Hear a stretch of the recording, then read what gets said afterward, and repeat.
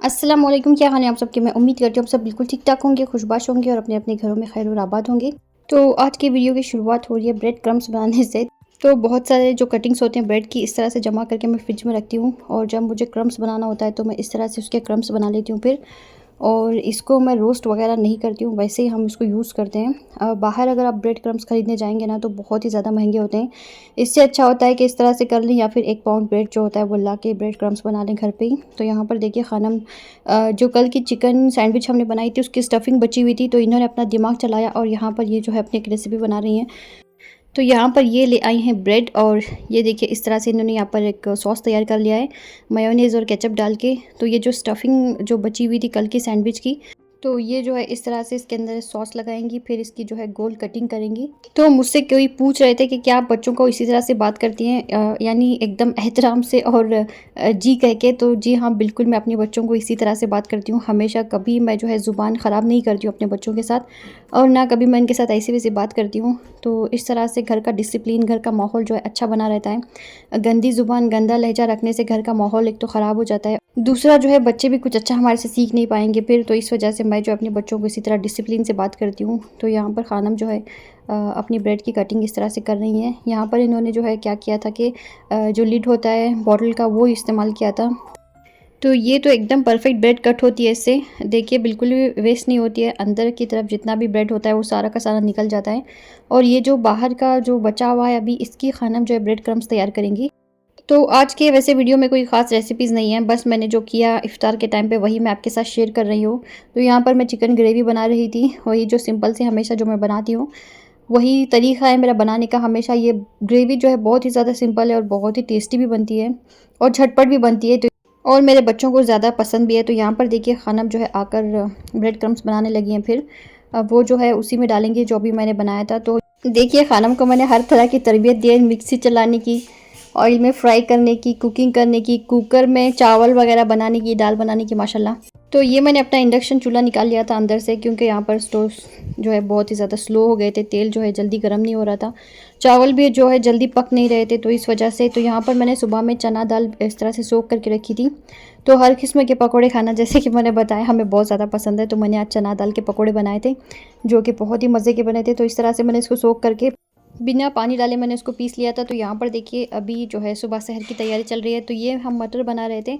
तो मटर बनाने के लिए वही हमारा हमेशा का तरीका है, प्याज में हरी मिर्च का पेस्ट, नमक, हल्दी वगैरह डालकर इस तरह से मटर डालकर बनाएं तो देखिए बड़े ही गज़ब के मटर बनते हैं। तो यहाँ पर खानम ने अपना जो प्रिपरेशन है आगे की वो तैयार कर ली थी।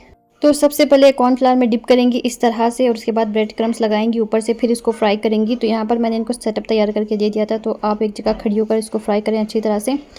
तो स्टोव पर रखने से वैसे भी तेल का बड़ा ही ख़तरा होता है, क्योंकि कभी कभार कढ़ाई जो है हिलने लग जाती है स्टोव पर। तो स्टोव पर मुझे जो है खानम को तेल देने के लिए बड़ा ही डर लगता है, लेकिन फिर भी वो बच्ची आके कुछ ना कुछ ज़रूर करती रहती है। तो यहाँ पर साहब आ गए हैं अपने काम को सरअंजाम देने के लिए तो ये जो है इनका रोज़ का काम है। और असर की नमाज़ पढ़ के ये किचन में आते हैं फिर, और इस तरह से सारी चीज़ें जो है क्लीन करते हैं, खुद से कट करते हैं और बड़ा ही बेहतरीन किस्म का जो है कस्टर्ड तैयार करते हैं। तो यहाँ पर एक ग्रेवी भी मेरी बनकर तैयार हो चुकी थी और इसमें मैंने भुनी हुई प्याज जो मैंने बिरिस्ता बनाकर रखा था उसका मैंने पेस्ट बनाकर डाला था इस मरतबा। तो यहाँ पर देखिए ये जो हमने अभी चना दाल पीस कर रखा था मैंने, उसमें मैंने हरी मिर्च और प्याज और हरा धनिया और नमक, इसके अलावा मैं इसमें कुछ भी नहीं डालूँगी। बहुत ही सिंपल और बहुत ही मज़े के पकौड़े बनते हैं, ज़रूर ट्राई करें। तो यहाँ पर तेल गर्म हो गया था अच्छी तरह से, और जब भी कोई चीज़ फ्राई करते हैं तेल को जो है बहुत अच्छी तरह से गर्म होना चाहिए, वरना बिल्कुल भी अच्छे नहीं बनेंगी कोई भी चीज़ें। तो ये देखिए साहब यहाँ पर कस्टर्ड तैयार कर रहे हैं, और कस्टर्ड हमें सच में बहुत ज़्यादा पसंद है।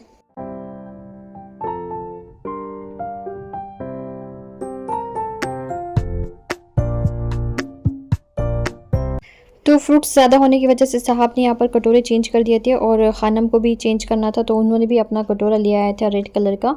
तो ये देखिए यहाँ पर कस्टर्ड अभी ऐड कर रहे हैं। एक तो कस्टर्ड एक ऐसा मीठा है जिसमें जो है बहुत ज़्यादा काम झाम करना पड़ता है। तो फ्रूट्स इतने सारे कट करने पड़ते हैं, सलीके से लगाना पड़ता है, रखना पड़ता है, फिर जाकर कहीं इतना मज़ा देता है ये। तो यहाँ पर मेरे माशाल्लाह पकौड़े बनकर तैयार हो चुके थे, बहुत ही सिंपल, बहुत ही ईजी। और ये मैं अभी एक बैच मैंने निकाल लिया था, तो सेकंड बैच मैं यहाँ पर फ्राई कर रही हूँ। और ये जो भी पकौड़े बच जाते हैं ना, तो फिर मैं शाम के चाय के साथ, मतलब इफ्तार के बाद चाय के साथ मैं बैठकर खाती हूँ, फिर मैं और साहब मिलकर। तो छोटे खान को आज का इफ्तार मेनू कुछ इंटरेस्टिंग नहीं लग रहा था, तो इन्होंने सीधा जो है चावल खा लिया था फिर।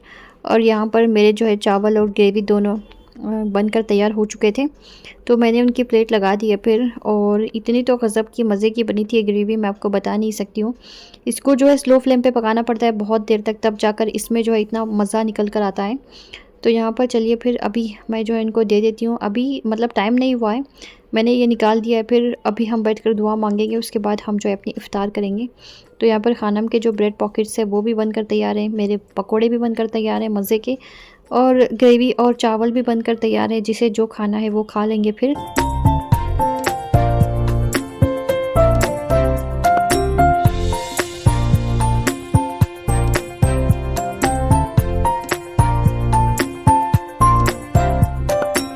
यहाँ पर हमारी जो है इफ़्तार का टाइम हो चुका था, दुआएं हमने मांग ली थी। अब यहाँ पर अभी हम बैठकर खाएंगे, और मैंने जो है सीधा पकौड़ों से अपनी शुरुआत की है खाने की।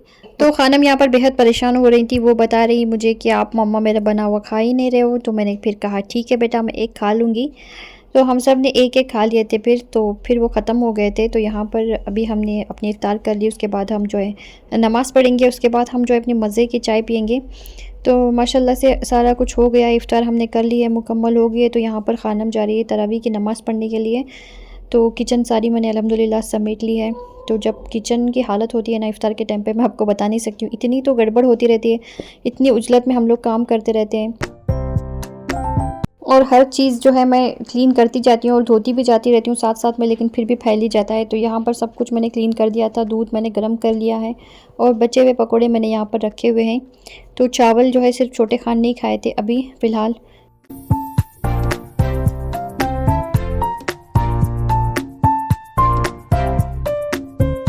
और यहाँ पर खानम आपको बताना चाह रही हैं कि हमारे घर पे जो बिल्ली आती हैं वो हमेशा की तरह आकर यहाँ पर बैठ गई हैं। हमारा घर उसको इतना ज़्यादा पसंद है कि क्या बताऊँ, हमेशा आती रहती है और बैठती रहती है। हम जब उसे कुछ देते हैं खाने के लिए तो बिल्कुल खाती नहीं है, दूध गोश्त जो भी रखते हैं वैसे ही छोड़ के चली जाती है। और आजकल ये प्रेग्नेंट है, शायद ये जगह ढूंढ रही है दोबारा से। और मुझे लगता है कि हमारा घर ही इसे सबसे ज़्यादा सेफ़ लग रहा है बच्चों के लिए। तो यहाँ पर ये आती रहती है, हमेशा आती रहती है, जब प्रेग्नेंट हो या ना हो। और हम लोग इसे इतना ही प्यार देते रहते हैं बिल्ली को। और फिर पास में आके बैठती है, या जब हम बैठते हैं नमाज़ पढ़ते हैं हमारे पैरों में आके खड़ी हो जाती है, बहुत प्यार करती है।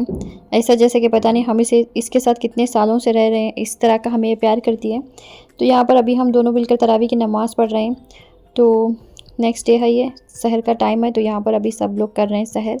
और छोटे खान ने कुछ नहीं खाया था, वो बच्चा जो है बिना सहरी के इतने सारे रोज़े रखे हैं उन्होंने कि क्या बताऊँ। सहरी नहीं करना होता है उनको बिल्कुल भी, और रात में जो खाते हैं वही जो है उनके लिए पूरा हो जाता है।